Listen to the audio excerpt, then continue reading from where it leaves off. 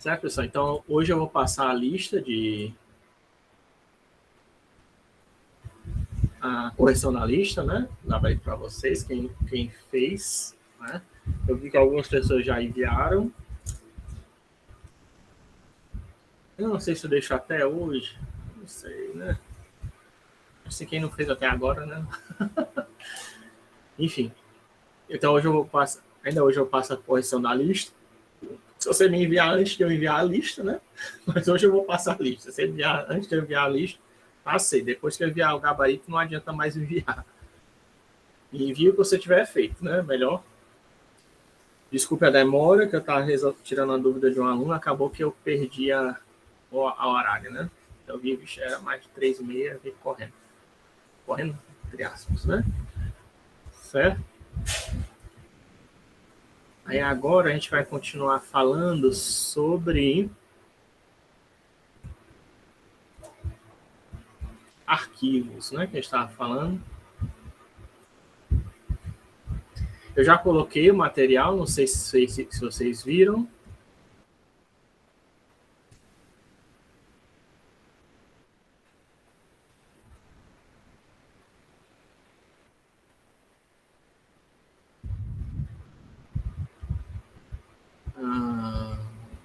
Não é esse aqui, não?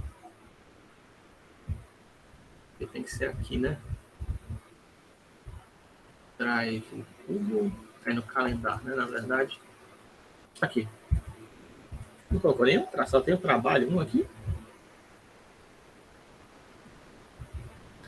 Tem o trabalho.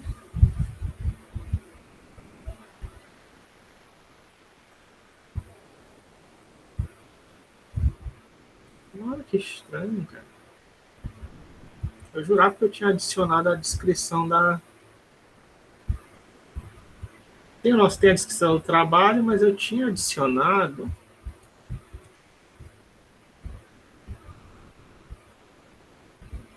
Ah, tá aqui, ó. Olha que não foi.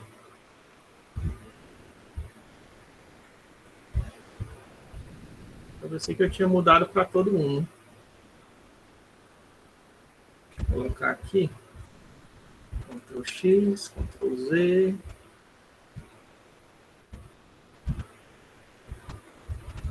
Vamos logo fazer isso, né?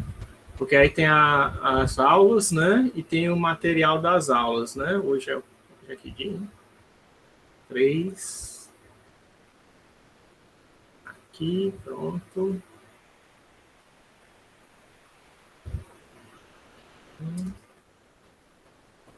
Aulas, save, all events. Ok. Don't save. Né? Que é para aparecer aqui, né? Aulas, vídeos e aulas PDF, né? Tá? Aí você clicar aqui em aulas PDF, vai abrir isso aqui. Já tem lá, ó, variáveis, estruturas, repetição de controle, né? Aquele PDF de 27 de outubro, 27 de outubro é quando eu gerei, né? Mas que mostra todos os conjuntos, né? Complexos, reais, a tabela ASCII, né? O básico de estrutura de repetição, de estrutura de controle, tá tudo aqui, né?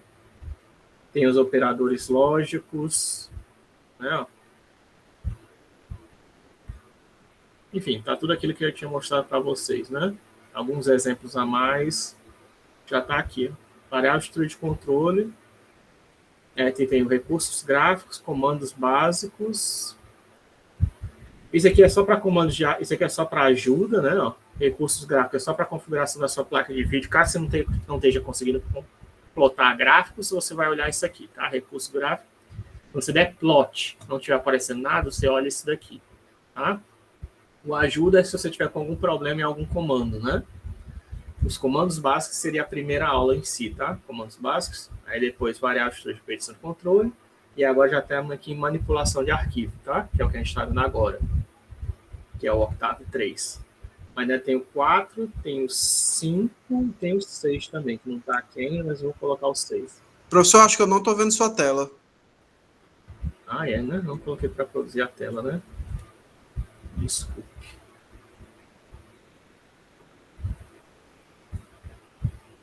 Mas você também não é todo mundo. Ninguém me falou. Então, pronto, ó. Na aula no calendário, né? Tá aqui, ó. Aulas, vídeos, tá? Se você for no calendário, né? Tem gente que não aprovou ainda, né? Mas se aprovar lá o pedido, você vai ver lá no calendário, ó, as aulas, o link para os vídeos das aulas e para as aulas PDF. Aí, clicando aqui em aulas PDF, sem contar que o trabalho também está aqui. Eu mandei um e-mail também com essas informações, tá? Você não quer acessar o calendário de jeito nenhum, então pelo menos acesse o... Então, salve o e-mail, né, que eu mandei. É aqui no Google Drive, que vai aparecer esse Drive, ó, tem aqui os comandos básicos, que é a primeira aula em si, mas também tem ajuda, que são comandos de ajuda do Octave, se você quiser ver.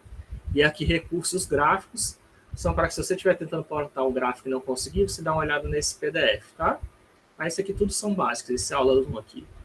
A aula 1 mesmo, se você não tiver nenhum problema com o Octave, né? Não precisar de ajuda, não precisar de nada para portar gráfico, você pode começar com comandos básicos. Aí depois vem variável, estrutura de repetição e controle, né? Que é aquele PDF que eu já gerei recentemente, é novo, né? E aí fala dos tipos de dados, né? Conjuntos inteiros, como é que isso é calculado, né? Fala de estrutura de repetição, estrutura de controle, o if, o for, o while, né? E manipulação de arquivos, que é o que a gente está começando a ver agora, né? Que eu vou atualizar, provavelmente, esse cara. Mas se você quiser se adiantar, você já pode pegar esse cara. Aí tem manipulação simbólica, a gente vai ver depois, que é para ver aquela precisão arbitrária, né? Que é a próxima aula depois, que a gente quando terminar a manipulação de arquivos. Aqui, escopo de variáveis, contexto de módulos, isso aqui já é uma aula um pouquinho mais avançada, que a gente vai falar de funções, vai falar de função anônima, etc. E tem uma aula 6, que é para falar sobre construção de GUI, que também já está pronto, você não está aqui. Só para mostrar, já tem esse drive, né? Tem todas as nossas aulas aqui, quase todas as nossas aulas aqui, tá? Vamos voltar aqui, manipulação de arquivos. Ei, professor, esses arquivos que o senhor cria no Jupyter, eles abrem no Octave também, né? No Jupyter? Não, não abre no Octave. O que eu estou mandando para vocês é PDF, tá? Ah, beleza. Pois aqui esse arquivo, ele é um IPNB, tá vendo? É um Python Notebook. É um notebook interativo. Ah, pois é, eu tô usando o Anaconda no Windows, certo? Aí dentro do Anaconda ele roda o Jupyter. Aí eu instalei o kernel do Octave para tentar rodar o Octave pelo Jupyter, certo? Aí ele instalou o kernel, tudo direitinho, mas aí toda vida que eu vou fazer alguma coisa no Octave pelo Jupyter, que eu boto para executar, fica só aquele asteriscozinho de quando ele está rodando, só que fica ali infinitamente, ele não conclui. É porque ele não está encontrando o Octave CLI. Tu tem que vir aqui em computador, ou então lá no equivalente aqui, ó. Lá no Windows Explorer, tá? Windows que ele abre o Windows Explorer. Aí vem aqui em computador, propriedades, sistemas avançados de configuração, variáveis de ambiente ou environment variables. Aí aqui em path, você tem que colocar o caminho de onde é que está o teu Octave, tá vendo? No meu caso aqui já tá, ó. Eita, vixe, peraí que é muito específico.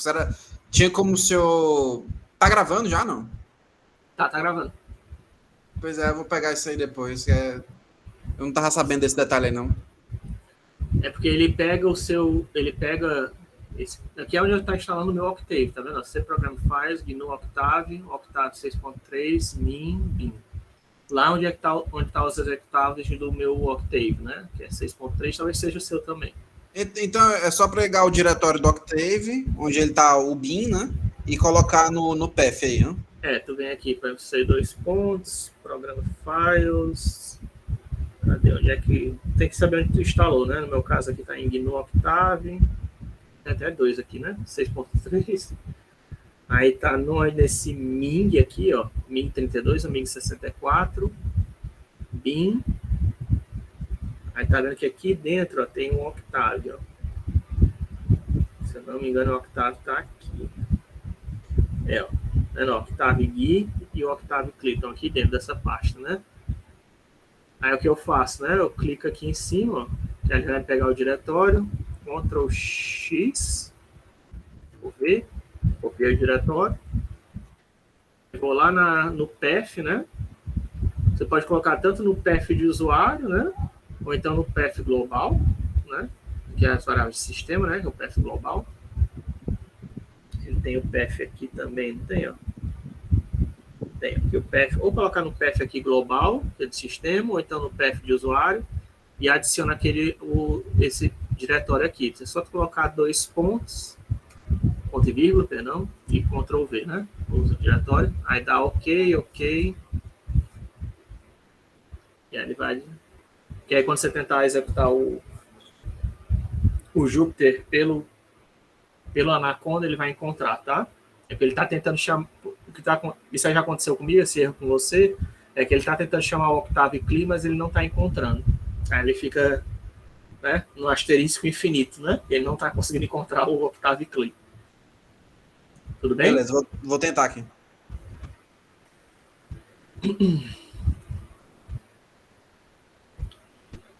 E é para ser rápido, né? Isso aqui é só 121 milissegundos, né? Isso aqui que eu estou vendo, isso aqui são vários plugins, tá? Que eu adicionei. Tem tipo plugins que você pode adicionar para aparecer esse negócio aqui. Algo que eu ia perguntar é: tu quer esses arquivos IPNB? Que eu não sei se eu compartilhei nada, mas se você quiser, eu compartilho o IPNB. Que é o arquivo para você poder rodar no Anaconda, né? Eu compartilho é o PDF, né? Mas se você quiser o PNB, eu também posso mandar. Colocar lá no diretório.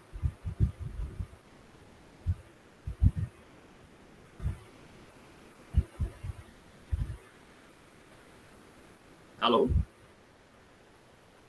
Ouviu? Opa, pronto. Pois é, se eu puder botar, eu acho que seria. Mas assim, eu não tô conseguindo rodar ainda, né? Mas quando eu conseguir, vai ser interessante ter esses arquivos aí. Tá certo. Eu coloco então lá. Então a gente falou de como salvar a memória RAM, né, do Octave, usando aqueles comandos save e load, né? Que aí salva só as variáveis, né? Falamos de como salvar o histórico. E aí tem o comando history, que permite ver o histórico, mas se você quiser salvar o histórico mesmo, é o comando diary, né? Que é diário, né? Que aí você pode salvar todos os comandos que você executar no Octave. Ou então mesmo aqui no Jupyter, né? Para um determinado arquivo. Só que aí o problema é que ele vai salvar coisas do Jupyter também, tá? Se você estiver usando pelo Jupyter, ele não vai salvar só os comandos do Octave, não, viu?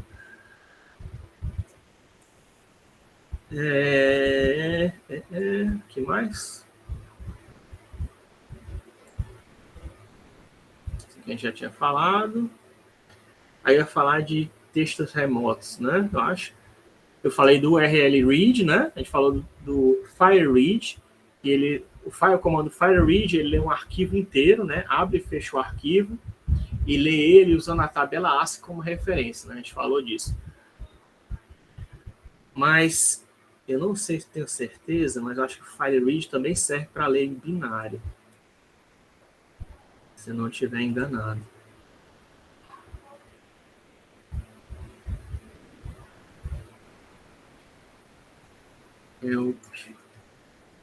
File read.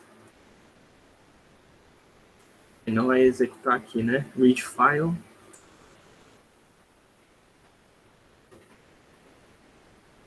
Não. Tem que...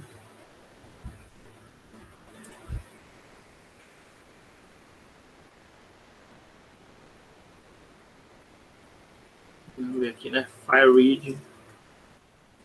Ok. Pelo Google, né? Você também acha. Olha que a explicação dele é muito ruim, né? Torna ler os caras aí. Ah, meu Deus. Aí quando você vê um negócio desse tipo, ó, você vê no Octave e a explicação é muito ruim, o que você faz? File read, MathWorks. Que aí você também acha. Não, um helpzinho um pouquinho melhor lá no Fireworks, tá? lá do MATLAB, né? Que ele copia. E ele dá a descrição bem detalhada, né? Ó. Parece que não dá para ler binário. Eu sei que desce, mas tem que usar para ler binário, tem que usar aquele outro file open mesmo. O file read, ele lê no formato de texto mesmo. Tá aqui, read content files as text, né? Então, aquele outro que eu mostrei para vocês é quando você quer ler no formato binário, né? Mas isso você só faria ler no formato binário se você tivesse, que é esse cara aqui, né? Esse cara aqui, por exemplo, né? Você dá um fopen no arquivo, né? Certo? E aí usa o comando while ou for para ler, né? Isso aí você lê no formato binário é só quando você estivesse lendo no formato de arquivo, você tivesse a especificação do arquivo, né? Existem documentos chamados especificação de tipos de arquivos, né? Que aí você pode ver como é que a implementação de um arquivo é feita, né?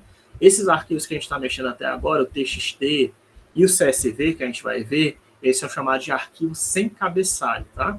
Arquivos sem cabeçalho são fáceis de lidar, porque eles são puramente os dados, né? São também eles também são chamados de arquivos RAW, tá? Arquivos RAW ou arquivos sem cabeçalho, tá? RAW, tá? Ou crus, né?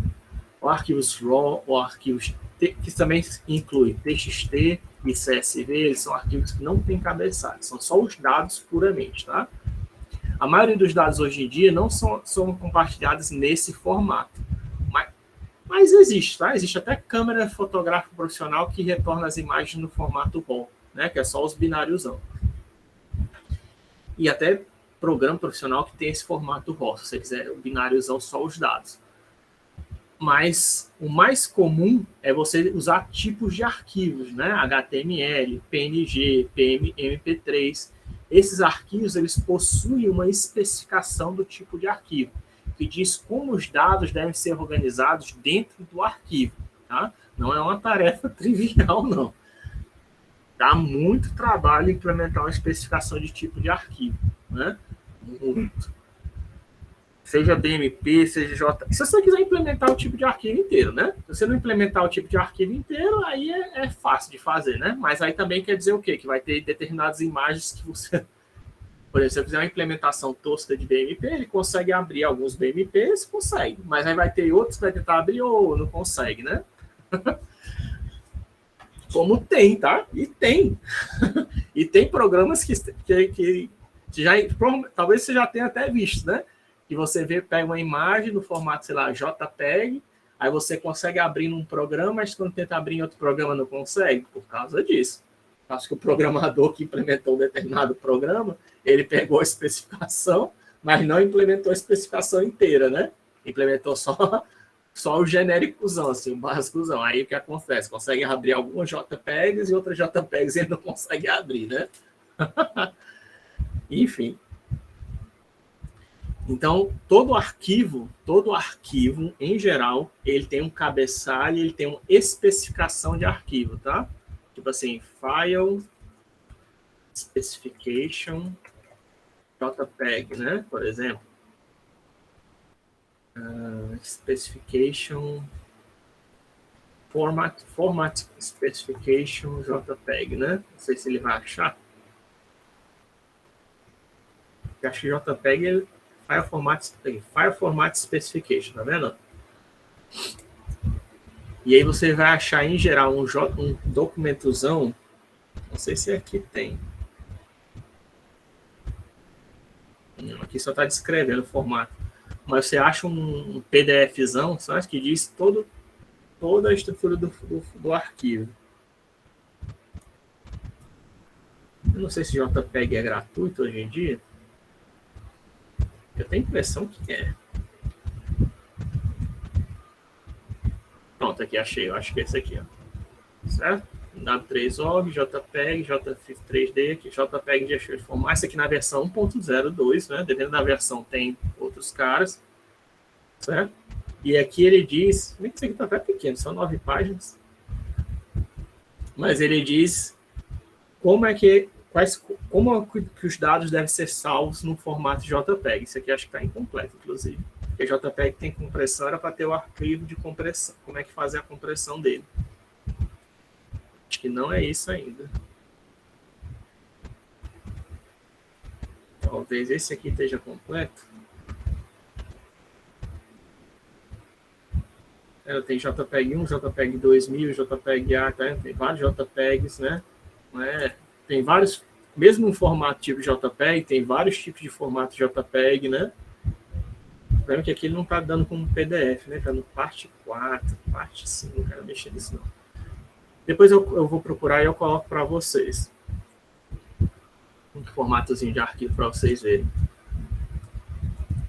Só para ver, né? Vou colocar só como curiosidade aqui para vocês verem. Mas o formato de arquivo, ele tem toda a descrição, tá? Do cabeçalho, como os dados devem ser salvos.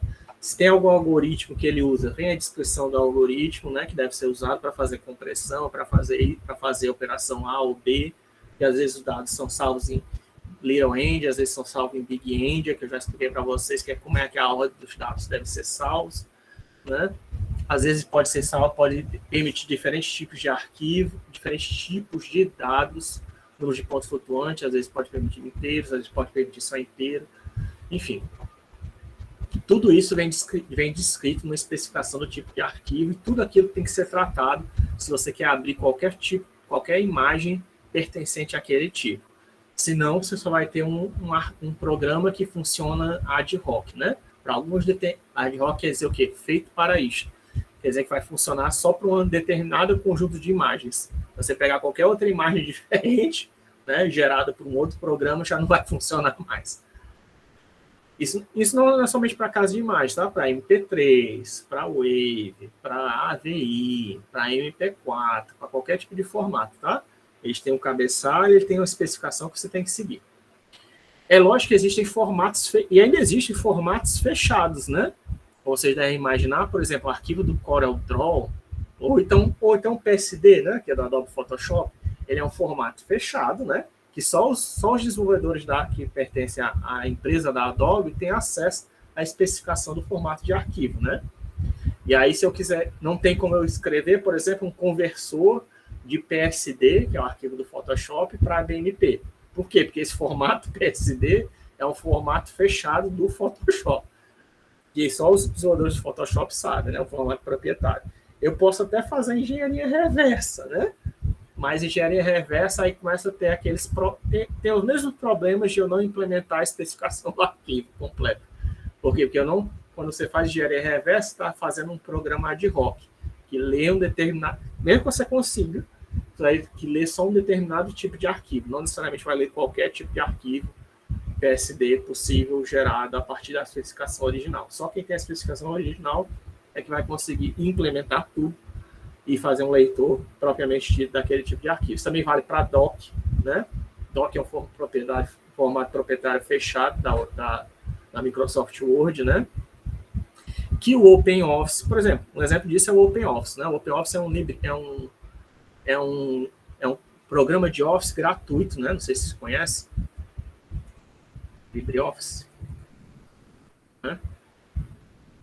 Ele é uma ferramenta de Office gratuito que tem Calc, tem Excel, tem leitor de texto, né? Ele consegue ler vários formatos desse tipo. Ele consegue abrir, inclusive, formatos do Office, tá? .doc, docx, etc. Só que o quê? Como é que eles fazem? Eles têm a especificação do formato do Word? Não tem. Porque é o formato fechado proprietário da Microsoft, né? Mas eles fazem o quê? Eles fazem engenharia reversa. Como eles estão fazendo engenharia reversa em cima de um formato de arquivo do Office, né, da Microsoft, o que acontece? Ele até consegue ler o conteúdo do arquivo, né? Mas às vezes a tabela não vem alinhada direito, né? Ou então os arquivos perdem a formatação, né? Tem algum, não sei se você mexer com o LibreOffice, eu recomendo que você comece a acostumar a mexer com o LibreOffice. O LibreOffice, e ele tem o formato dele, né? O LibreOffice ele usa o formato ODT, tá? Que é o formato Open Document Text, que é um formato aberto, né? Gratuito, qualquer pessoa pode ler, e aí qualquer pessoa consegue criar um leitor de formato ODT, né? que aí não tem esses problemas. Mas Doc, como é um formato fechado, só quem consegue ler com perfeição é a Microsoft Office, né? Qualquer outra pessoa que diz, não, eu criei um programa que lê... Tem, né? Muito isso Só para logo vocês saberem, né? Porque tem também principalmente no Google Play, né? Acho que na iOS, na Apple Store também tem leitores de Office, né? Esses leitores de Office, se não forem oficiais, né? Eles estão fazendo o quê? Eles estão fazendo engenharia reversa nesses formatos de arquivo. E se eles estiverem fazendo engenharia reversa, quer dizer o quê? Que eles estão fazendo ad hoc. Fazendo ad hoc quer dizer que consegue ler alguns arquivos, mas tem outros que não. Ou então até consegue... E mesmo que consiga ler, não quer dizer que vai ler com perfeição, né? Pode ter uma porção de erro que está acontecendo, porque ele está fazendo engenharia reversa. Se você quiser experimentar isso que eu estou falando, tente usar o LibreOffice para abrir documentos de texto do Word. Você vai ver que você consegue abrir. Não estou dizendo que você não consegue abrir, não, tá? Você consegue abrir. Mas dependendo do que você estiver fazendo hoje, você vai ver que vai pode esculhambar todo o seu documento de texto. Isso tem a ver com o formato e o tipo de arquivo que está sendo usado, né? A gente falou do FileRead na aula passada, né? Que lê arquivos locais no formato de texto, né? E eu ia começar a falar para vocês do URL Read, né? Que lê um arquivo de texto, só que remoto, né? Que está em uma outra máquina. O que é remoto? Quer dizer que tem um outro computador na internet que tem aquele arquivo de texto e eu quero ler daquela máquina, né? O URL Read faz isso. No MATLAB, isso aqui já está... O FileRead já faz isso automaticamente, se eu não me engano. Mas no Octave, quem responsável por fazer isso é o URL Read, tá? Você coloca o caminho completo para o arquivo, como eu fiz aqui para ler um arquivo de primos, né? Os 1000 primeiros primos. Ele vai ler, vai abrir, vai fechar o arquivo lá na máquina, né? E vai retornar para mim o conteúdo do arquivo, né? Só que o que eu queria fazer aqui para vocês é porque ele retornou o conteúdo do arquivo, né? Esse que eu estava mostrando para vocês no final da aula passada. E a gente já pode até ver o arquivo aqui.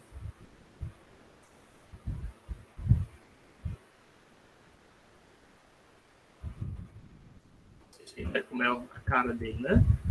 Eu quero pegar só os números primos, né? Desse arquivo. Isso é comum, tá? Uma operação comum que fazer na internet. Tem uma lista de números em algum local da internet que eu quero ler, porque são números primos ou porque são números aleatórios gerados de forma real. Eu não sei se eu já falei aqui, mas números aleatórios não são gerados em qualquer linguagem de programação, são sempre pseudo-aleatórios, né? O único jeito de você pegar uma aleatoriedade real é usando o site random.org, que eu acho que já falei para vocês, mas quem não se lembra, random.org, que vai te tornar uma lista de números, né? Certo? Ou então você usando algum tipo de sensor conectado ao computador, tá? O sensor é o que? Medir a temperatura, medir a pressão, enfim, vai medir alguma coisa do ambiente, som, etc. E vai capturar números, né? Com aquilo. Aí você gera número, pode servir para gerar números aleatórios, né? Realmente aleatórios. E aí, uma vez que você lê esse arquivo da internet, seja o que for, né? Mais comum é para ler primos e números aleatórios, mas pode ter outras coisas também. De repente, você está querendo ler algum tipo específico de número, né? As soluções para uma equação de Diophant, né? Uma coisa do tipo. Aí vai vir, aqui no caso, tem texto, né? Ó. Tem uns textos aqui que eu quero remover, né? Do arquivo, eu só queria pegar os números. E eu estava falando isso para vocês também, que tem vários caracteres aqui, né? Ó. Tem espaços em branco, né? Tem quebras de linha, tem retorno tem return carriage, que é empurrar aquele negócio da impressora, né? Da impressora não, da máquina de escrever antiga, né?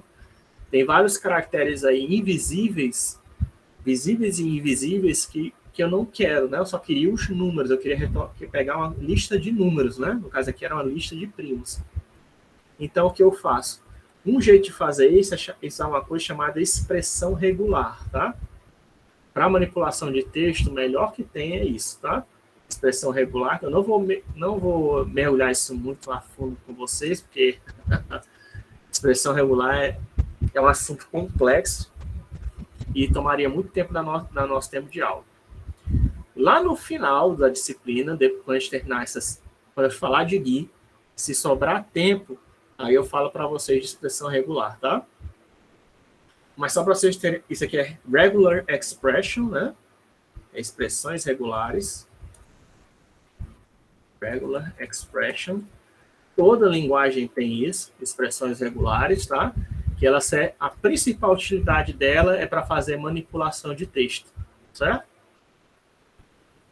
Aí, nesse caso aqui, rep quer dizer replace, tá? Quer dizer que eu estou pegando uma expressão regular, que é como se fosse uma formulazinha matemática para encontrar um determinado tipo de texto, tá?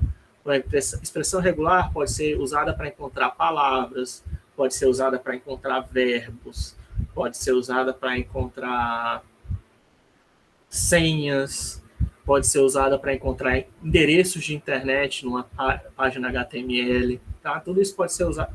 Determinados tipos de texto, ou determinados tipos de frase, determinados tipos de palavra, tudo pode ser identificado através de expressões regulares, tá? Sendo que aqui no caso, o que eu estou querendo fazer? Eu estou querendo fazer uma expressão regular simplesinha para identificar só os números. Tirar do texto todos os números e deixar lá somente tirar todos os caracteres que não sejam números e deixar do texto que eu estou lendo na internet só os números, né? E tirar todos os caracteres que não são números e deixar só os números lá. Então, o que eu estou fazendo? Regular expression replace, trocar expressão regular lá do arquivo, que é onde eu dei o URL read, e aqui está o exemplo de expressão regular, a mais simplesinha que tem, tá? Isso aqui é um conjunto tem todos os dígitos de 0 a 9, tá? Se eu quisesse, eu podia até ter feito assim, tá? Ó, 5, 6, 7, 8, 9, tá? Podia ter feito assim também, tá? Mas isso aqui é uma regra comum das expressões regulares. Quando você tem uma sequência, seja de letras ou de números, você pode colocar só esse tracinho, tá? Para dizer que vai de 0 a 9. Do mesmo jeito, eu poderia colocar assim, de A a Z, ou então de A a D, tá? Ou então de F a P, certo? Você pode fazer isso, certo? É um range, né? Você também pode fazer de F a P, né? Se você quiser, você pode fazer até de A a Z, que pega todas as letras maiúsculas e todas as letras minúsculas. O único problema de fazer um negócio deste é que existem caracteres no meio, tá? Entre o alfabeto maiúsculo e o alfabeto minúsculo, tem alguns caracteres lá no meio. Se você souber o que eles são, tudo bem, né? Olha a tabela ASCII depois, né? O melhor seria você fazer isso aqui, para garantir, para pegar o alfabeto minúsculo e maiúsculo, se você quisesse, tá? Se você fizer isso aqui, você está pegando alguns caracteres entre o alfabeto maiúsculo e minúsculo, de repente você não queria. Mas isso aqui é um conjunto, tá? Conjunto de caracteres, e aí você pode colocar todos os caracteres que você quiser, tá? Aqui nesse conjunto. Só que tem um símbolo aqui no início, né, que eu coloquei. Vocês estão vendo essa exclamação aqui? Exclamação não. Esse circunflexo. Esse circunflexo dentro do conjunto, ele significa que não é um conjunto que não tem, é como se fosse um not, né, da expressão regular. Não tem, né, o e, o ou e o not que eu falei para vocês. Eles também existem para a expressão regular, também existe e ou not, tá, para a expressão regular. Por isso que eu disse que é um assunto complexo. E eu não queria misturar com vocês, até para vocês não misturarem com os operadores lógicos que a gente já viu. Mas só para vocês terem um exemplo, isso aqui é equivalente ao not, tá? Esses colchetes estão determinando o conjunto, e eu estou dizendo, é o conjunto de todos os caracteres que não tem o 0 e o 9. O 0 a 9, né? Não tem nenhum número. Todo caractere que não seja o 0 ou 0, 1, 2, 3, 4, 5, 6, 7, 8, 9, né? Eu vou substituir por vazio. Certo? Isso aqui não tem nada aqui no meio, certo? É só abrir aspas e fechei aspas. É um texto em branco, certo? Então, eu estou trocando tudo que não for um número, basicamente isso que eu estou fazendo.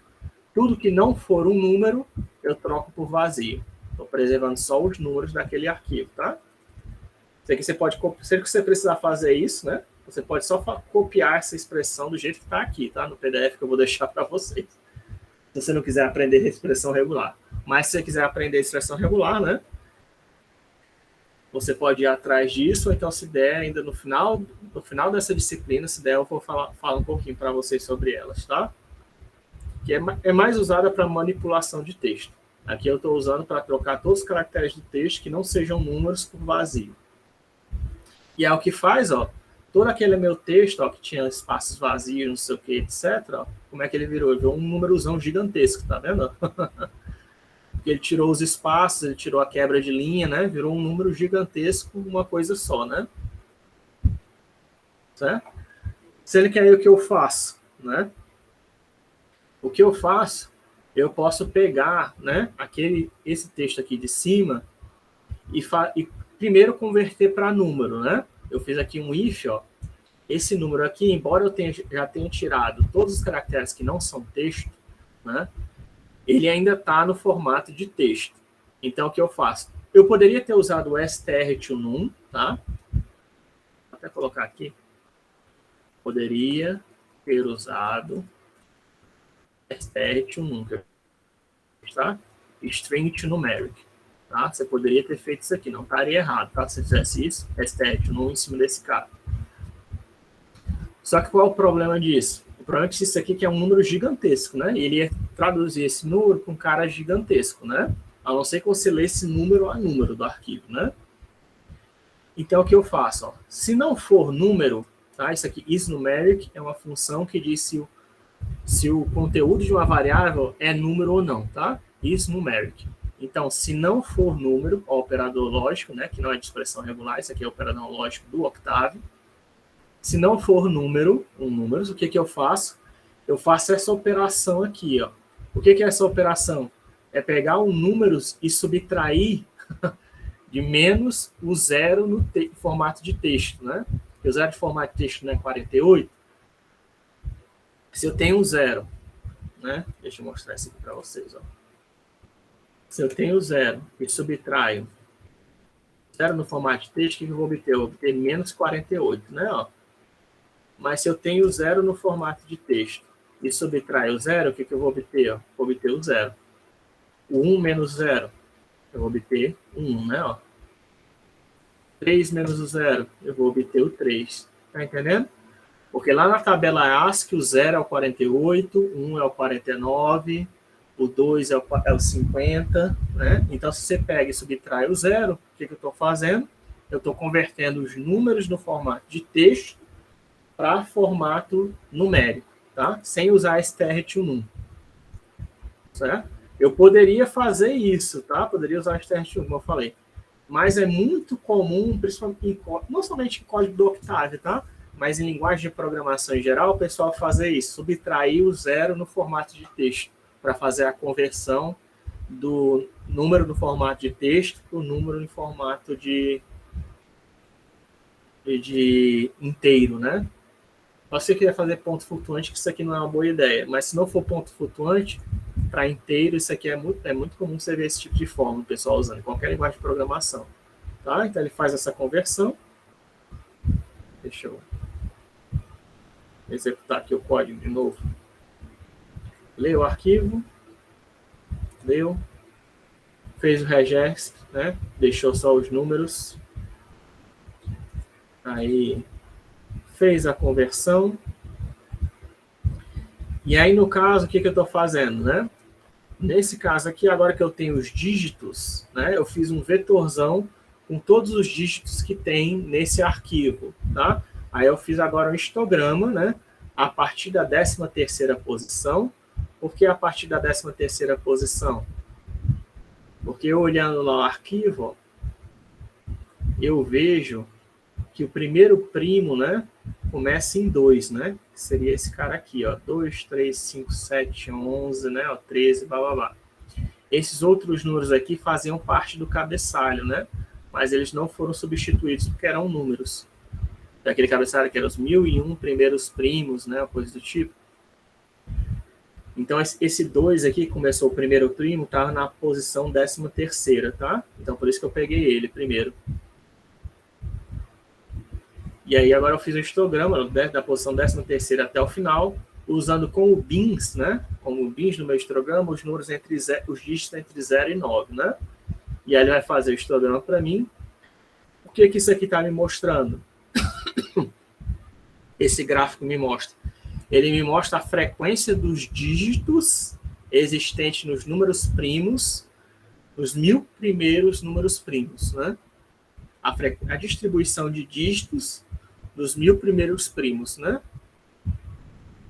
Não surpreendentemente, né? Os números que aparecem os dígitos que aparecem com mais frequência são o quê? São ímpares, né?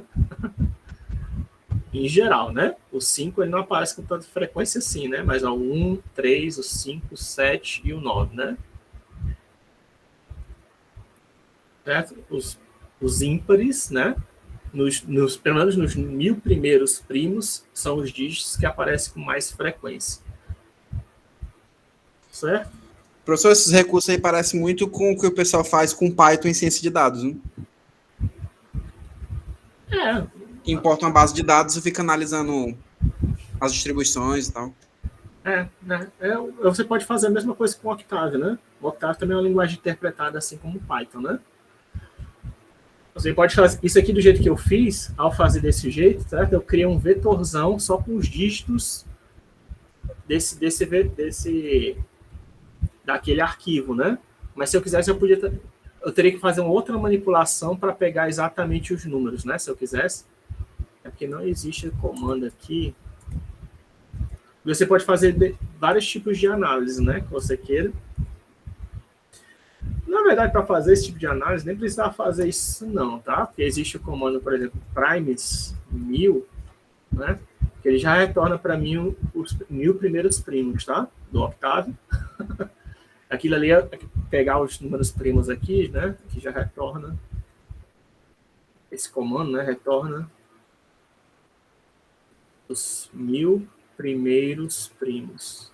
Pra vocês saberem. Retorna os 1000 primeiros primos.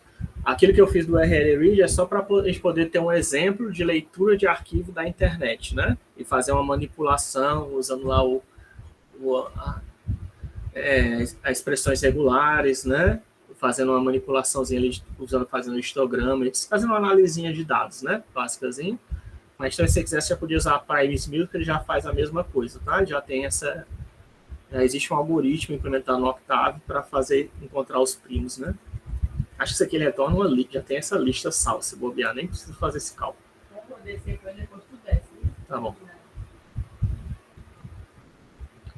Aí se eu dou um size no arquivo, ó, eu posso ver justamente o tamanho do vetor, né, que eu criei, ó.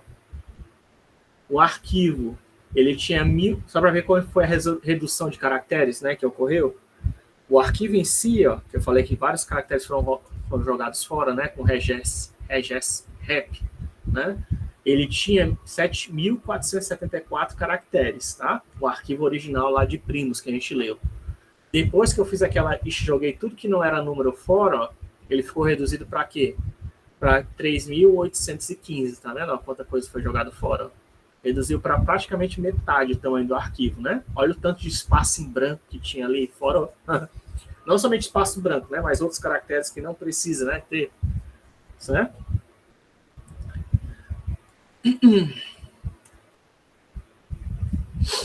Só para vocês terem essa noção, né? Que no arquivo de texto existem caracteres invisíveis, né? Que a gente não está vendo, né? Isso também vale para documentos do Word, para tabelas, tá? Para vários outros documentos. O CSV não, mesmo o CSV tem, né? Que é como separated value, ele está separado por vírgulas ou por tabulações, mas tem uma quebra de linha no mínimo, né? No mínimo, vai ter o caractere de quebra de linha, tá? E aí, se você está transformando isso em um vetor, você quer remover essas coisas, né? Deixa eu ver se tacasse o num_str em cima do arquivo. Eu não tentei fazer isso, né? Vamos tentar agora, né? Não custa nada. Num str to num, né? Arquivos. Vou colocar aqui números 2. Arquivo, né? O nome. Deu certo. Qual o size disso? Certo? Deu certo, mas não converteu, é? Aí... Ele não conseguiu, né? Arquivo, tá lá salvo? Tá. Ele não conseguiu converter, ó. Nesse caso aqui, né? Teria que fazer um modificador, né? Provavelmente fazer uma porcentagem D, alguma coisa desse tipo, para ver se ele pegava. Depois eu vejo se eu consigo fazer. Tem alguns parâmetros que você pode passar para os testes 1, tá? Provavelmente deveria usar para fazer a conversão, para extrair os números exatos. Depois eu vejo e coloco para vocês. Mas enfim. Aí outra coisa, outro tipo de arquivo que a gente pode mexer no Octave são imagens, né? Sendo que a gente tem que carregar o pacote de imagem, né? Existe o PKG de package, o pacote, load é para carregar, e aqui são aqueles plugins, pacotes que você pode instalar no Octave, né? Vocês já mostrei. Packages, Octave.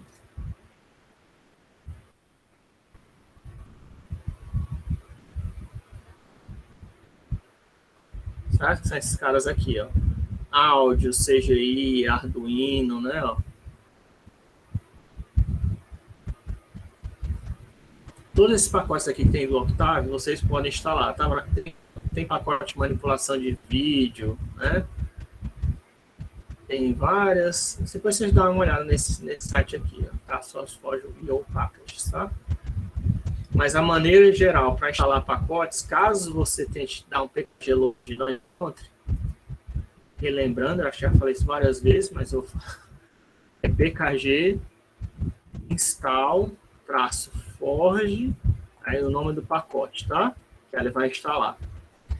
Se não conseguir, por algum motivo der erro, você também pode vir nessa página, baixar o arquivo, colocar no mesmo diretório onde está o seu Octave e colocar assim, pkg install imagem.tar.bz2, sei lá, certo?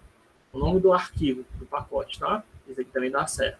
Só que para isso aqui funcionar, tem que estar no mesmo diretório, esse arquivo, que tem um pacote de imagem, não sei nem se tem esse BZ2, talvez seja só tar. Imagem tar tem que estar no mesmo local onde o Octave CLI está sendo executado, né? Onde é que esse cara aqui está sendo executado. Se não, mas o melhor mesmo é você tentar fazer isso aqui, né? Usar que ele baixa e já instala da internet automaticamente. Mas se você pegar um outro pacote não oficial, né? E quiser instalar, basta você fazer pkg install o nome do arquivo, tá? Nome do pacote, nome do arquivo do pacote, né? Também dá certo, desde que esteja no mesmo diretório, tá? E aí, uma vez que você instalou, para você carregar o pacote, né? É só dar pkg load. E para você ver os pacotes instalados, você pode dar um pkg list, tá? pkg list, ó, ele mostra todos os pacotes que eu tenho instalados aqui no meu Octave, ó. No meu caso aqui, eu tenho DCOM, tem DataFrame, Financial, tem o Arduino instalado, que eu instalei acho que no semestre passado. Arduino, ó, tem áudio, né? Isso aqui não é padrão para todo mundo, não, tá? Você tem que instalar os pacotes que você quer usar. Aí o PKG List mostra todos os pacotes que você tem. E os pacotes carregados, se eu não me engano, aparece com um asteriscozinho. Né? Você vê aqui que a imagem está sem asterisco, né? No momento. List.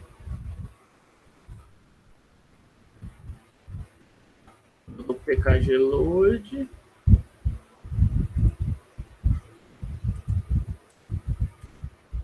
Aí, agora a imagem aparece com um asteriscozinho, tá vendo? Porque foi carregado o pacote, tá? Assim que você sabe que o pacote está carregado e pronto para ser usado na memória. Você não precisa dar pkg list só para ver se está carregado na memória, né? Eu estou mostrando. Mostra com asterisco pacotes carregados, né? E aqui carrega pacote imagem na RAM, né? Memória. Carrega o pacote na RAM E aqui, package ali, mostra com asterisco pacotes carregados na... Certo? Enfim, uma vez que carregou esse pacote imagem, né? Assumindo que já tem instalado. Se não tiver instalado, instale na sua máquina, que é para poder fazer manipulação de imagem. Agora você pode executar esse comando, ó, imread, tá vendo? Ó? Im é de imagem, read é de ler, né? Ler imagem. E aí essa leitura de imagem pode ser qualquer imagem da internet ou imagem local, tá? Por isso que a imagem local ou remota, tanto faz se é local ou remota, né? Quando é texto local, você tem que usar o file read. Texto remoto, você tem que usar o URL read, né? Imagem local é remota, tudo que você tem que usar é o imread, tá? Que ele vai ler a imagem. E vai salvar no formato de matriz, tá? Para você exibir essa imagem, você pode dar um image show, né? Em cima da imagem, que ele vai exibir a imagem para você. Ah, já coloquei aqui o image show.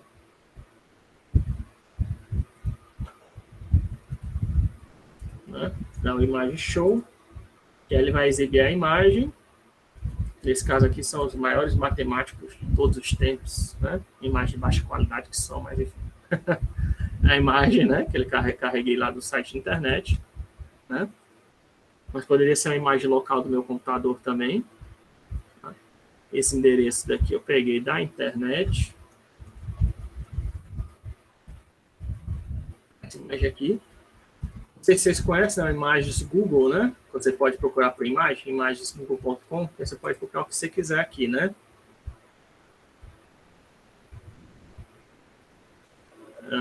Newton não.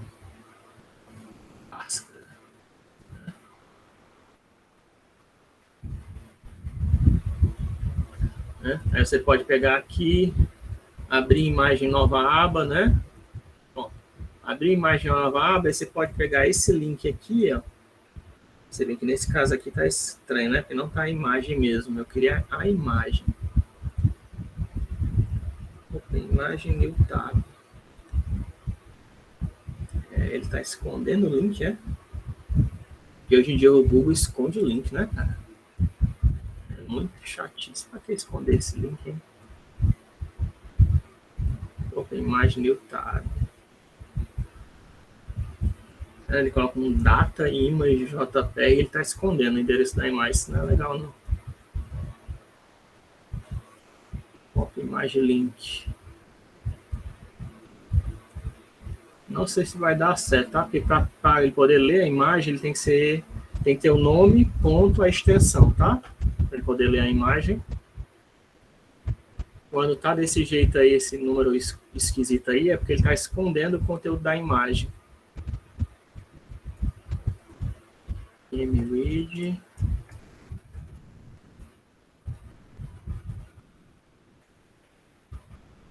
Vamos tentar, né? Acho que já tinha tentado, mas vamos ver, né? Enable to find file, tá vendo? É porque esse aí é um... Diga. Eu acho que é coisa só do Chrome, por causa que eu usei o Edge aqui para abrir exatamente a mesma imagem lá da tatuagem e tá aqui o ponto .jpg no final. Oi? Só do Chrome, né? Vou até mandar o link no chat para ver se dá certo desse jeito. Pode mandar o link do chat? Não sei porque tá aparecendo disponível não, então no Chrome. Coisa do Chrome, né? Deixa eu ver aqui no... Vou tentar no... Imagem, Google. Máscara.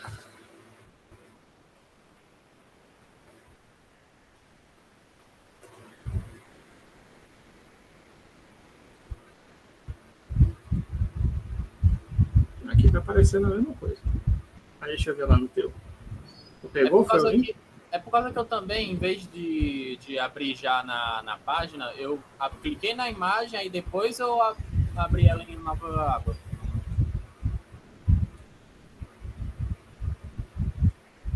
Tu clicou na imagem. Aí depois eu abri na imagem a nova guia. Ah, tá. Ele pegou, né? O endereço tá certo. É porque eu acho que isso aqui a gente tá abrindo, então, o endereço do... O endereço que eu peguei foi da do tubo pesquisa. da pesquisa, né? É. Não deveria, né? Mas, enfim, ele está pegando o endereço da pesquisa. Você pegando o endereço da imagem, né? Que é esse que tem o endereço, o nome da imagem, .jpeg, ele abre correto, né? Agora eu estou perdido aqui. Deixa eu fechar, tem muita coisa aberta.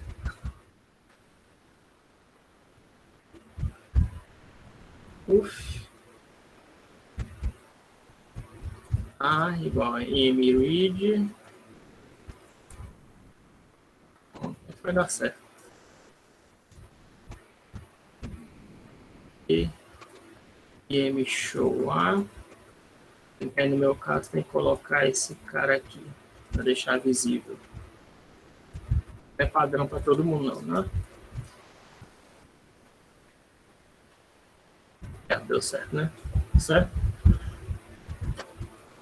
Só que quando você for pegar esse endereço, né? Pega o endereço aqui, ó.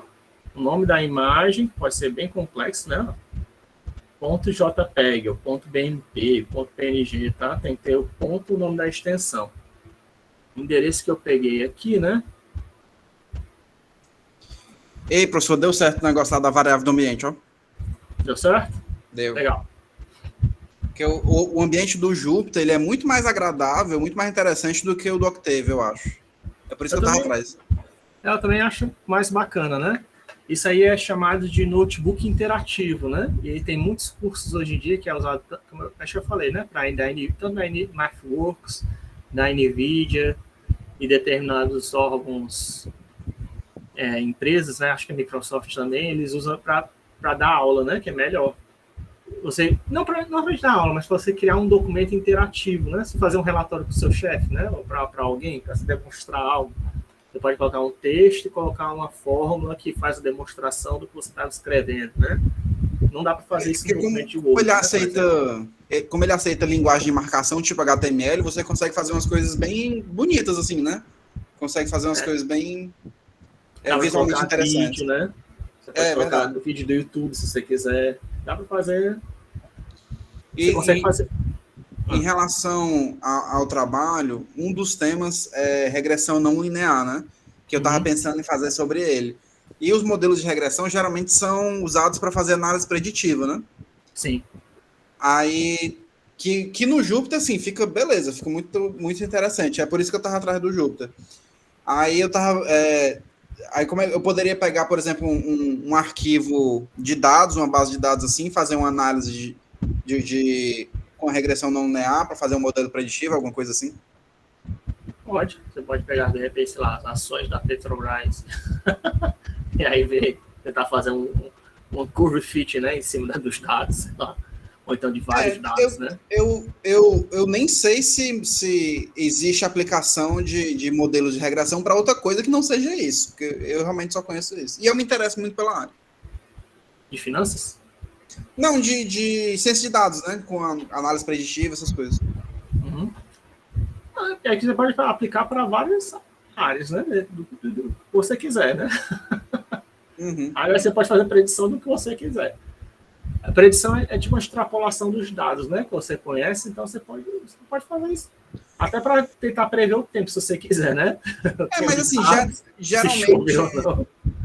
geralmente quem faz ciência de dados, o objetivo final é, em algum momento, desenvolver um modelo preditivo, né? Você analisa o que já aconteceu para poder fazer um modelo de prever o que vai acontecer, né? Sim. Isso aí vale para tudo, né? Netflix usa isso, né? Seja para você prever o que o usuário está querendo comprar, seja para prever quais shows são melhores a pessoa assistir, de acordo com os gostos dela, né? Isso aí, como eu disse, pode usar modelo preditivo para qualquer coisa, literalmente. Só que modelos preditivos, né, só tem que ter essa noção que eles têm uma chance de erro, né? Todos eles, nenhum deles é exato, né? Sim. Tem um grau de acerto aí, né? Só que ainda são preferidos, eu até já tive algumas pessoas conversando comigo, querendo trabalhar junto comigo, por causa desse tipo de coisa, né? Porque, por exemplo, para prever doença, né? Para diagnosticar a doença, parece que, dependendo do programa que você faz, o programa consegue prever melhor a doença da pessoa do que um médico, né? Porque não porque o médico não seja estudado, nada do tipo assim, é porque você tem uma base, você consegue usar uma base de dados gigantesca, né? E fazer a comparação dos sintomas que a pessoa descreve num programa com essa base de dados, né? E aí você faz uma predição, consegue fazer uma predição melhor de qual enfermidade está afetando um determinado paciente, né? Não, a intenção não seria substituir o médico, né? Mas oferecer, criar uma ferramenta, de repente, para os médicos poderem usar, né? Para poder fazer o diagnóstico. Que você faz um formuláriozinho, que o médico preencheria, e de acordo com o que preencheu, ele tenta prever qual é a doença qual a enfermidade que está afetando um determinado paciente. Isso aí seria um programa para ganhar dinheiro, viu? O problema é você conseguir esses dados, né? Da onde é que você vai conseguir esses dados? Essas bases de dados, né? Então, eu teria que conversar com o hospital, né? Enfim, não sei se tem... Ou então, não sei se aquele... CID, não sei se no CID se é aberta a base de dados do CID, né? Que é o Centro de Controle de Doenças. Enfim. Mas dá para fazer modelos preditivos de mais diversos tipos, né? Até para lei dá para fazer isso, também se você quiser. Agora, é claro que tem um trabalho envolvido, né? Dependendo dos dados que você quiser fazer, mas isso aí é legal para você como trabalho. Eu só estou falando isso para, quando você for fazer seu trabalho, cuidado com aonde é que você está almejando chegar, né? Porque você pode fazer um negócio super complexo que você não vai conseguir terminar a tempo, né? Então, não chute muito alto, né? Veja um modelo de predição que seja possível completar a tempo, né? Só tem um mês, né, para fazer. Menos de um mês, mas tá tranquilo, eu pego uma coisa simples, que não tem muitos dados, só para fazer o trabalho mesmo. Só para testar. Eu já fiz isso com Python, né? Mas com Octave eu não sabia nem que dava para fazer, mas agora que eu tô vendo que dá para fazer, eu vou tentar fazer com Octave só para aprender mesmo. Tá certo, beleza. Aí aqui a gente pode dar o size imagem, né? Ó. Nesse caso aqui, a imagem é colorida, né? Dos matemáticos. Mas aqui do pescoço da pessoa com a fórmula também né? Mas como é que eu sei que é colorida? Ó? Ela vem numa resolução de 450 por 600, né? Que é a resolução dos pixels da imagem, daquela imagem dos matemáticos, né? E tem três canais de cor, né? Também posso fazer isso para essa que a gente acabou de carregar no pescoço da pessoa, né? Não sei se... O size ó, 206, 315 e 3. Em geral, aqui a terceira dimensão vai ser 3 ou 4. Por quê? Porque são os três canais de cores. É o RGB, que é usado pelos nossos monitores, celulares, etc. Né? Red, Green, Blue, vermelho, verde e azul, que controla os três LEDs ou lâmpadas, seja lá qual tecnologia que está usando, para gerar as cores, combinação dessas três cores do espectro eletromagnético, que formam as cores visíveis, parte das cores, do conjunto das cores visíveis que o ser humano consegue enxergar, né? E isso aí vai vir no formato de 3 matrizes, né? A matriz para vermelho, verde e azul. Mas pode vir, às vezes, 4, tá? Quando é que vem 4? Que vem um canal de transparência, o RGBA, né? Ou então também pode ser no formato de CMYK, né? Que é usado para impressora, que aí é cian, magenta, amarelo e uma cor key ou preto, né? Aí pode vir 4. Mas aqui o mais comum é ser 3 ou 4. E também pode ser 1, né? Quando é que vai vir a dimensão 1? Quando tem dimensão 1, ela não é exibida, tá? Vai vir só exibido 450 por 600. Que é para a escala de cinza. Que aí é só a intensidade do branco, né? Basicamente. Isso é mais o máximo dá branco, né? E no mínimo dá preto, né?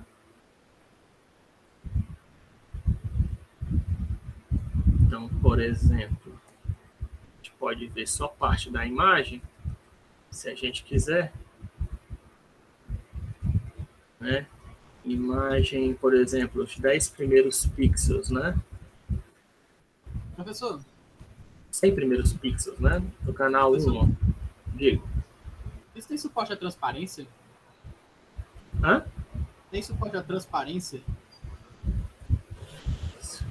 Como assim, se tem suporte à transparência? Em que? Tá falando? Aonde? Tipo PNG. PNG tem suporte à transparência. JPEG tem. Tem alguns formatos que não tem, como BMP não tem suporte à transparência. É por causa Por quê? é por causa que tem uma imagem aqui que tipo, acho que seria legal te testar, por causa que há uma imagem de uns dados que eles contêm diferentes tipos de transparência, sabe? Que imagem?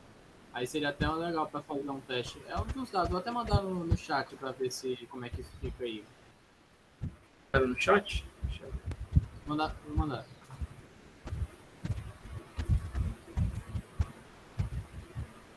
De 10 a 10. Isso aqui é de 1 a 10. De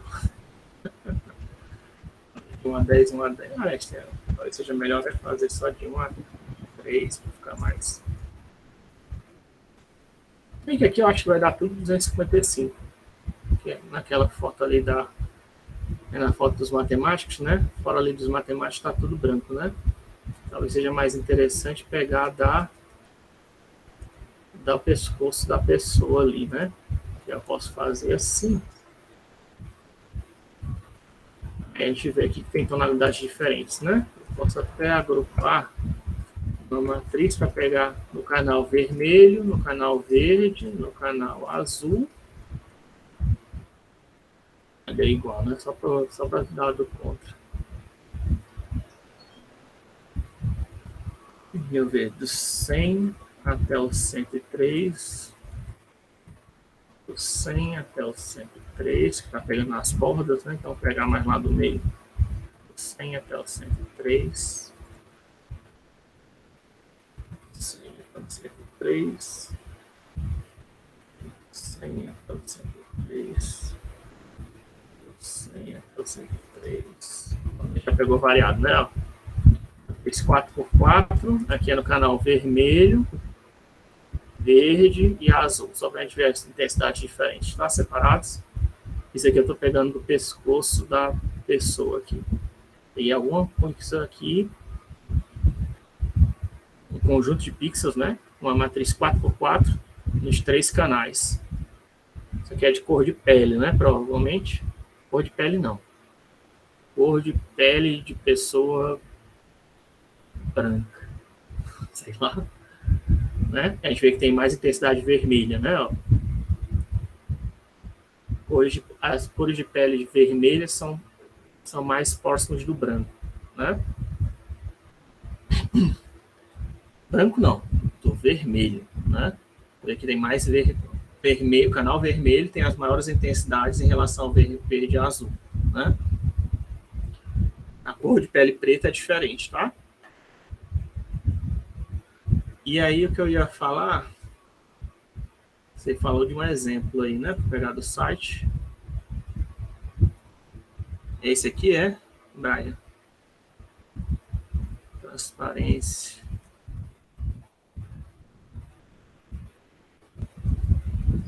Assim. E igual a IMRead.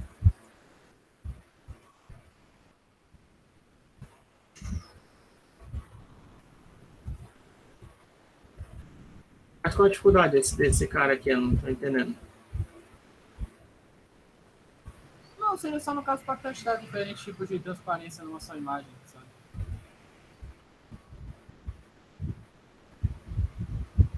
Era no caso para ser transparente, né? Porque no transparência está mostrando como preto, né? Pois As regiões transparentes está mostrando como preto, né? Pois é.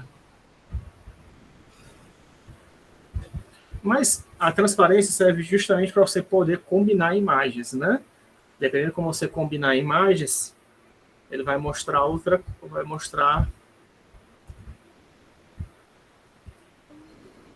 para que serve isso, né? Por exemplo, sei que eu não sei qual é a imagem dessa, né?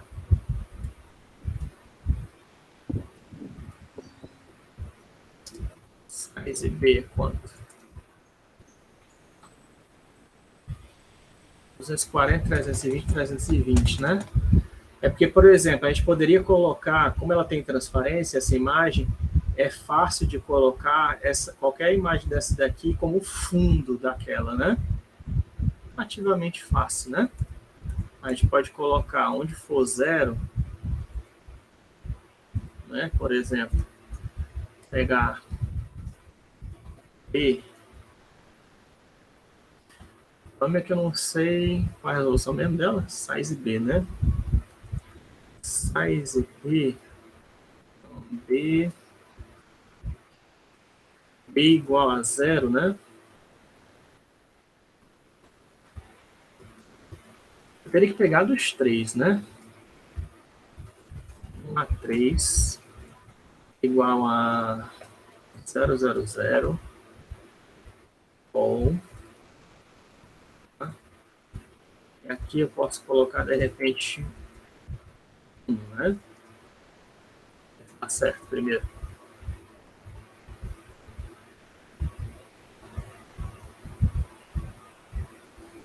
Olha isso, para que eu fiz isso, hein? Vou fazer esse não aqui.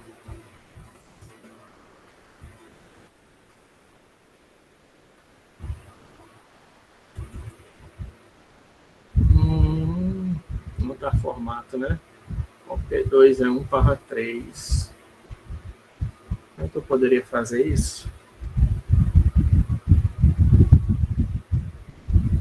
É errado. Tá do 1, 2, 0. Ah, é porque teria que fazer. Teria que fazer isso aqui dos zeros. Acho que já sei, dos zeros. Size B, né? Provavelmente assim.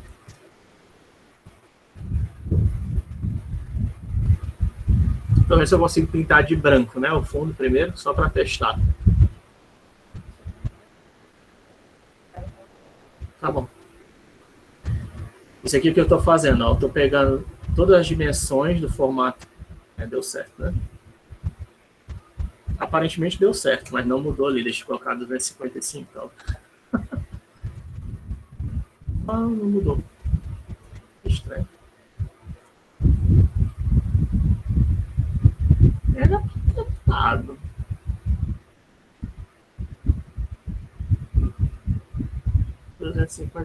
Botou 255. A não ser que ele não tenha achado não seja preto, né? Esse aqui não seja como preto mesmo, né? Tá só próximo de preto, não é preto, teria que ver.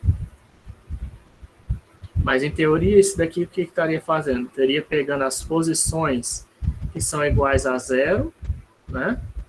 É para ser 0, 0, 0, né? Preto. E aí pintando de branco, né? Isso aqui. Dá para fazer isso daqui, se isso aqui desse certo, não tá dando.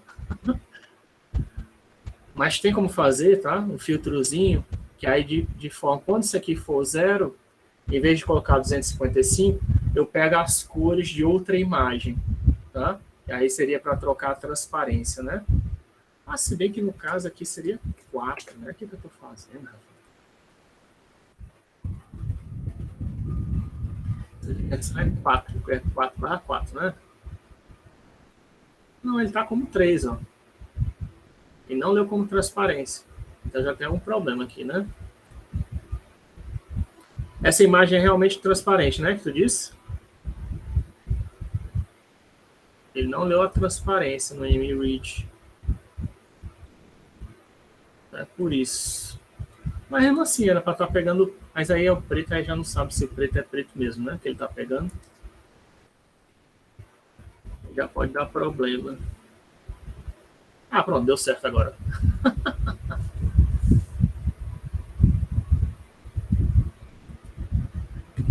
Aí a gente pode fazer o quê? Em vez de colocar 255,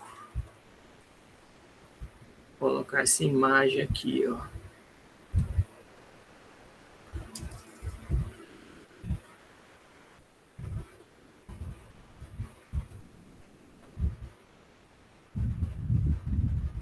Aqui A nessa posição. Aqui. B nessa posição, receba A naquela posição. Dá uma imagem read de novo.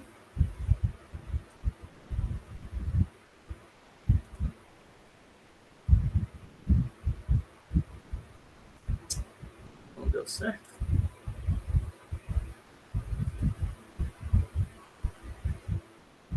está reclamando agora. Então, antes tinha dado certo? O que foi? Não estou entendendo. Antes deu certo, agora não deu. 1A3. Então é porque ele está com coisa no cache, né? Está com problema no cache.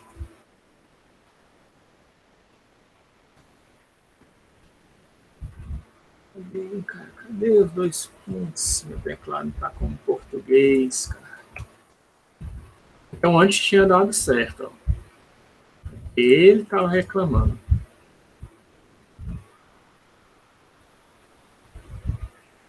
Deixa eu colocar aqui. Outra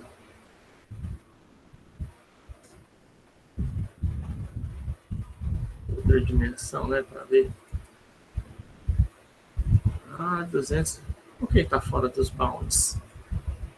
Aquela imagem ali não é maior? É 400 por 600. 450 por 665.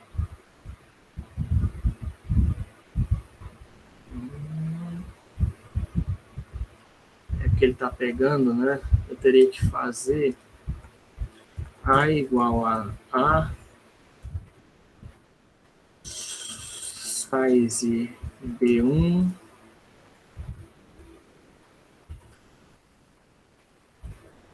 dá para fazer assim, a size B. Eu tentei fazer isso. Então, A igual a size B. Ele retornou um valor, não era isso que eu queria, não.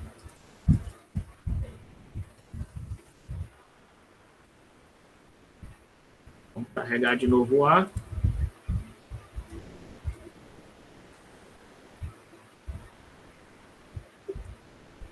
O que eu queria fazer é primeiro ajustando o tamanho de A, tá? Para ficar igual ao tamanho de B. Então vai B, A de 1 até size B de 1, né? Isso aí para as 3 dimensões, tá? Já estou recortando a imagem. Recortando um pedaço da imagem de A para ficar das mesmas dimensões de B, tá? O que eu estou fazendo aqui não é nada demais.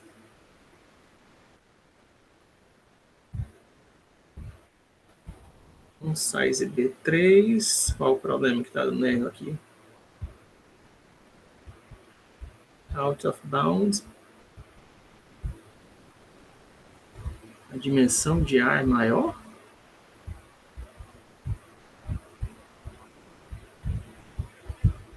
Tem uma dimensão, deixa eu ver, size A e size B. Size A,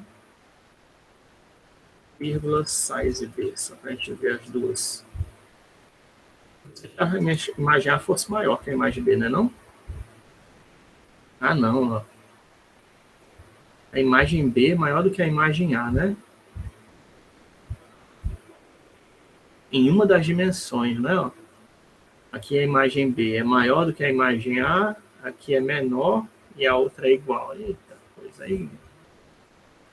Eu vou ter que recortar as duas imagens para ela ficar do mesmo tamanho, né? Então a gente pega aqui, absorve tudo, redimensiono A, e agora redimensiono B, então tem que redimensionar A e redimensionar B.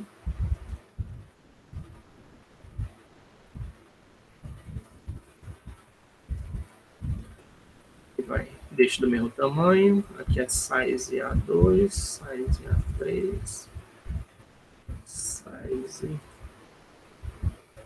1. Agora size A e size B devem estar do mesmo tamanho. Pronto, as duas estão do mesmo tamanho. 306, 323, 206, 323. Ok, agora que as duas estão do mesmo tamanho, eu devo poder executar isso. Devo dar a imagem show. E voilá! Ah, demorou, mas deu certo, né? Certo? Essa é a vantagem. Apesar de a transparência devia ter aparecido como quarto canal, como eu falei para vocês, tá? Mas a transparência serve para isso, tá? A cor de transparência você pode substituir, né? É como se fosse a mesma coisa do chroma key. Você já deve ter visto falar do chroma key, né? Que você coloca o fundo verde. Minha luz está ficando escura aqui, né? Você coloca o fundo verde.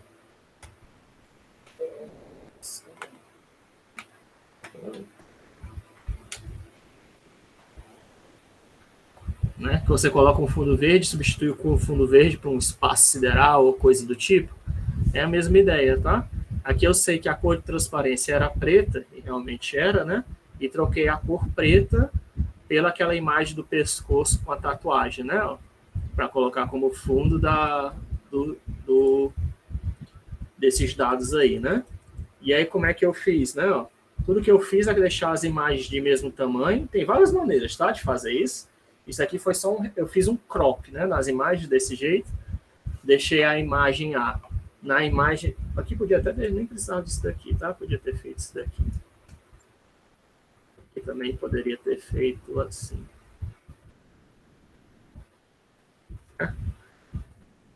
Porque no caso aqui a dimensão de B era maior que a dimensão de A, tá? A segunda dimensão de B era maior que a dimensão de A, e aqui no caso a primeira dimensão de A era menor do que... Peraí. A segunda dimensão de B era menor que a dimensão de A, e aqui a primeira dimensão de A era menor que a dimensão de B. Então eu fiz um crop para deixar as duas imagens no mesmo tamanho, né? Que é agora quando eu dou o size. Eu fazendo agora aqui não vai fazer diferença nenhuma, porque as duas estão do mesmo tamanho, né? Mas aí quando eu dou o size, ó, eu vejo que nas três dimensões, ó, primeira, segunda, terceira dimensão. Primeira, segunda, terceira dimensão, elas estão iguais. As duas imagens do mesmo tamanho, agora eu posso aplicar a transparência para combinar as duas imagens, tá? Que aí eu pego o quê? Aonde é naquelas três dimensões, ó. Pegando as três dimensões, os três canais. Onde é que é 000, né? Onde for 000, que é preto, né? Lá na matriz, onde for... Isso aqui eu estou usando um filtro, ó. Da matriz B, certo? Aonde for 000, nos três canais de cores, que é equivalente ao preto, que é a transparência, eu vou pegar a matriz A, ó, que é a imagem lá do pescoço da pessoa, com a tatuagem, e vou usar o mesmo filtro, né? Ó. Agora que as duas imagens têm o mesmo tamanho, né? Eu uso o mesmo filtro para pintar a imagem B, que é a imagem dos dados, com a imagem com as cores que tem lá do pescoço da tatuagem, né? E aí eu substituo. Só igualar os dois, né? Quer dizer que essas cores aqui vão ser salvas. Nessas posições a gente tem o preto, né? E aí tá, né? Ele fez a combinação. Para fazer chroma key não é tão simples assim, tá? Porque chroma key, para você poder fazer chroma key, você coloca um fundo verde, você tem que iluminar bem esse fundo verde para que ela fique uma cor super saturada e você consiga fazer essa substituição, tá? Que ela não apareça misturada com outras cores. Mas é a mesma ideia da transparência, tá? Agora, a transparência tem que ver como é que ela é salva, né? O comum é ela ser salva no formato RGBA.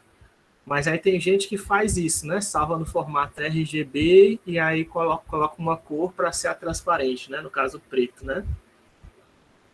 Também dá para fazer isso, né?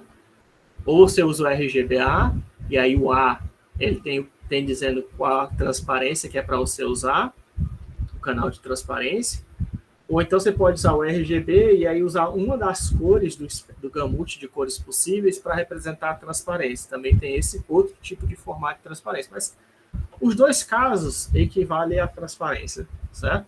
O único problema é quando você usa 3 cores para aplicar a transparência ao invés de 4, é que você está perdendo uma cor do gamute, né? Uma tonalidade de cor do seu gamute de cores possíveis para usar a transparência. Eu vou deixar esses exemplos aqui, que a gente pode... Que aí quando eu atualizar esse arquivo, né, você já vê isso. E aí, para exibir imagem, é só usar a Image Show, né? Eu acho que não tem o Image... Não tem não, é o Dual. Image Show...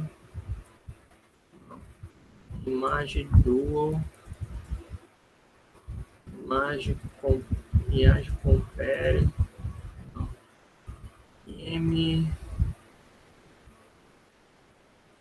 Porque nem todas as funções do Octave estão implementadas, sabe? Nem todos os projetos do MATLAB estão implementados no Octave, porque tinha uma imagem. Tem uma. Não tem não. Eles não implementaram não.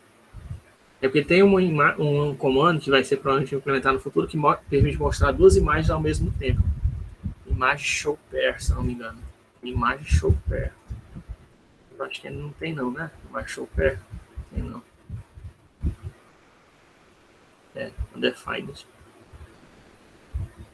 Que a gente poderia ver uma do lado da outra. É mais fácil, né? Para ver uma imagem do lado da outra. Aí aqui o que eu fiz, outra operação que eu fiz, tá? Com aquela imagem lá dos matemáticos todo o tempo, eu peguei o canal de verde e coloquei para 0. Mas para fazer diferente, vamos colocar o canal de azul e colocar para 0, tá? E aí dá a imagem show, o que que acontece, ó? Aquela imagem que estava no formato RGB, né? Como eu zerei o canal de azul, a combinação dos canais vermelho com verde dá tonalidades de amarelo, tá? Aí fica aquela imagenzinha lá dos matemáticos, só que agora amarela, né? Em tonalidades de amarelo. Isso aqui é o que eu fiz, ó. Peguei todas as dimensões, todas as linhas, todas as colunas na terceira dimensão, que é correspondente ao azul, tá? E zerei o azul. Aí vermelho com verde no espectro aditivo de cores forma amarelo, tá? Você pode testar isso depois para ver quais são as combinações de cores possíveis. E aí, para você fazer o histograma de uma imagem, né, você não usa aquele comando que a gente usou anteriormente, não, tá? Do histograma. Que a gente está usando aqui, né? Hist, né? A gente usou Hist, isso aqui é para conjuntos de matrizes normais, né? Regulares, né? Para qualquer dados numéricos. Para dados numéricos, você usa aquele Hist. Mas para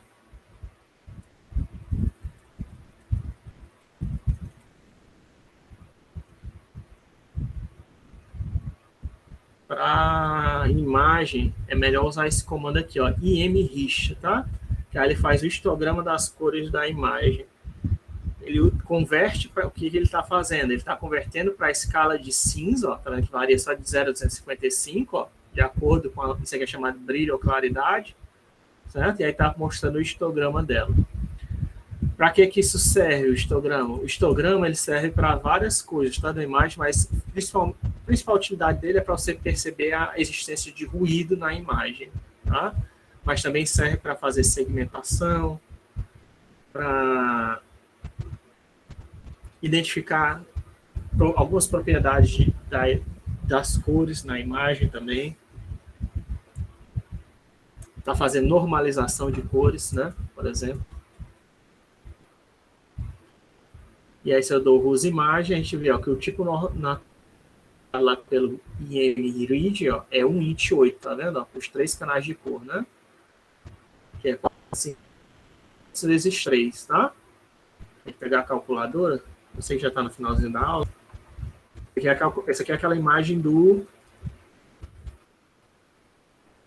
matemáticos, tá? De todos os tempos. 450 vezes... Opa! Vezes 600 vezes 3 dá 810 mil, né? Certo? Isso aqui dá 810 kbytes. Por que eu estou falando isso? É para vocês tomarem cuidado, porque quando você abre Porque quando você abre um vídeo, um som, ou então um vídeo, som e imagem no Octave ou no MATLAB, ele sempre vai abrir com uma matriz de números, né? Se lembre. Tudo no computador, a gente já viu os tipos de dados que tem, né? Eles são sempre representados através de números. É sempre aquele sistema binário, 0 ou 1, certo? E aquilo ali dá sempre para você traduzir aquilo para formato numérico. Quando você usa um comando do tipo imread para ler um tipo de arquivo, no caso aqui de imagem, né? A gente vai ver outros tipos de arquivo na aula que vem. Ele faz o quê? Ele tira o cabeçalho, ele usa o cabeçalho para ler o tipo de arquivo, né? Ler aquele tipo de arquivo específico, e ele te retorna uma matriz de dados, tá? Ele retorna o arquivo raw, como se fosse o arquivo cru que está discutido no início da aula. Ele vai retornar uma matriz só com os dados representando a música, representando o vídeo, representando a imagem, representando o que for que ele consiga ler. Qualquer arquivo de tipo de dado que ele conseguir ler, ele vai usar o cabeçalho para ler, evidentemente, vai extrair os dados e vai retornar isso para uma matriz, ou muito provavelmente numa matriz. Se tiver tipos diferentes de dados, ele vai retornar isso no formato de uma célula de estrutura. Eu acho que a gente vai ver na aula de sexta-feira. Na aula de sexta-feira a gente já vai ver, talvez já dê para ver estruturas. Mas se não, se for tudo do mesmo tipo, ele vai retornar no caso numérico. Uma matriz, por exemplo, imagens, som e vídeo são números, tá? Podem ser traduzidos como números. No caso de som, são as intensidades das ondas sonoras captadas, né, a vibração, né, de um sensorzinho, né, um diafragma, né, que ele capta e ele armazena aquilo no formato de numérico, né.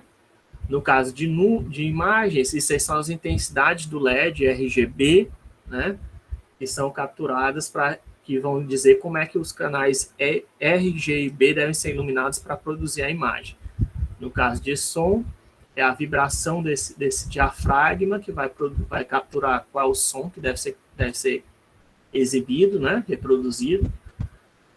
E ele faz uma captura, pode ter mais de um canal, né, depende da sua placa de captura. Pode ser só um canal, né, que aí é mono, né, estéreo são no mínimo 2 canais, né, mas pode ter mais, dependendo do tipo de som que você usa, pode ter até 7 canais, né, que aí quer dizer que a terceira seria 2 dimensões, né, sendo que aí seria, sei lá, 600 por 7, né, se for 7 canais, né, ou então vai ser 600 por 2. Aí 600 por 2, qual é a duração? Aí depende da frequência que você está usando, né. Se fosse, sei lá, 44 kHz, né, é 44 mil amostras por segundo, né? Um som mono. Aí seria um vetorzão, 44 mil a um som de 1 segundo. Seria 44 mil números em sequência, né? Formando um vetor de som, né? Se fosse estéreo, aí seria 44 mil por 2, né? De 2 segundos. Para que eu estou dizendo isso? É porque se lembre que esses formatos, como JPEG e PNG, são formatos compactados, tá? Tem muitos formatos de arquivos que são compactados. Só que quando você abre no MATLAB, no Octave, eles vão ser descompactados, eles vão estar no formato RAW. Então, você tem que tomar cuidado, tá? Porque mesmo um arquivo, sei lá, eu já peguei um videozinho de 25 megas em MP4, e aí abrindo no Octave, ele se tornou, sei lá, 4 gigas. Por quê? Porque ele estava descompactado, além das imagens, tinha o som também, tá? Então fica um vetorzão, ele retorna um vetorzão, a matriz gigantesca, tá?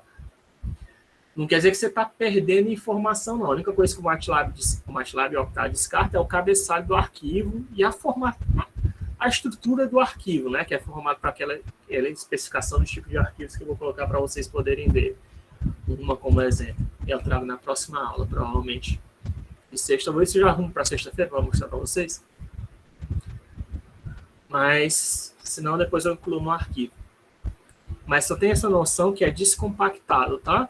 Então, mesmo uma imagem pequena pode ocupar muito. Imagem não, tá? Mas vídeo, principalmente vídeo, tá? Vídeo pode ocupar um espaço gigantesco, pode pegar um pedaço da memória, se você quiser fazer edição de vídeo no Octave, no MATLAB. Principalmente vídeo.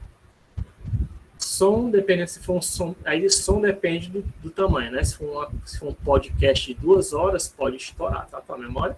Mas se for, tipo, sei lá, uma música de 3 minutos, não, dá para trabalhar nela, tá? Imagina, vai ser um arquivo talvez de alguns gigas, talvez alguns 500 mega, né? Aquele arquivo MP3, 3 megas, pode virar um arquivozinho descompactado de 500 mega, tá? Ou até 1 giga. Mas dá para você trabalhar, né? Ainda. Mas se for um podcast grandão, sei lá, 1 hora, 2 horas, não, tá? Descompactado. Quer dizer, até dá, né? Desde que você compre mais memória, né? Porque ele vai, se lembra que o MATLAB Octave, ele vai descompactar tudo e vai tentar carregar o arquivo RAW todo na RAM, certo?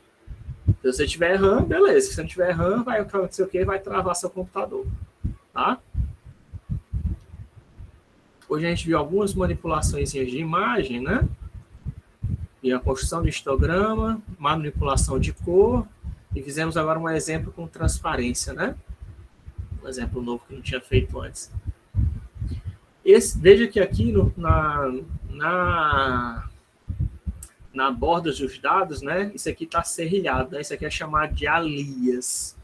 Tem como resolver isso, tá? Para resolver isso, teria que aplicar um filtro de anti-alias. Eu acho que dá até para fazer. Não sei se a gente pode fazer isso aqui no B igual a movemin. Pois é, tenho 2. Eu não sei se tenho 2. Se não tiver, vai ser chato. Eu acho que já não sei se vai dar certo assim fazer isso. Ah, não. Meu Deus, esqueci de colocar o ponto de vírgula, vai demorar muito. Aí você pode usar esse aqui, o movemin, tá? Para fazer uma suavização da imagem e remover esses aliazinhos, tá? Ficou aqui da imagem. Um filtro de média. Que ainda vai remover esses quadriláteros, o movemin, né? A média móvel. Você pode aplicar a média móvel para remover esses quadradinhos e ficar mais suave a transição.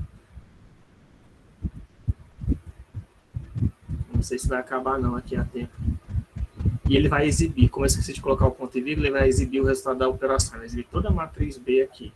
Não sei se vai dar tempo. Mas, enfim, por hoje a aula é só, né? A gente falou um pouquinho de manipulação de imagens hoje. E na próxima aula a gente vai falar de outros tipos de arquivo, né? A gente vai falar de CSV, que é de formato de tabela, que também é muito comum encontrar na internet. E, se der tempo, vou falar de web services, tá? Também é outro assunto interessante, como acessar web services pelo Octave. Aí eu vou só pincelar outros tipos de arquivo, tá? Estou falando desses aqui mais principais, que é texto, imagem, CSV, que é um tabelão que você encontra, principalmente banco de dados, né? Você encontra CSV. Ou XML, né, também, ou então JSON, que é JavaScript, banco de dados para JavaScript. Tudo bem que já saiu, eu sei que já tá estourando a aula, né? É porque eu passei hoje um tempo que eu estava demorando dando aula, respondendo dúvidas de aluno, né? De outra turma. Deixa eu interromper aqui a gravação e fazer a chamada.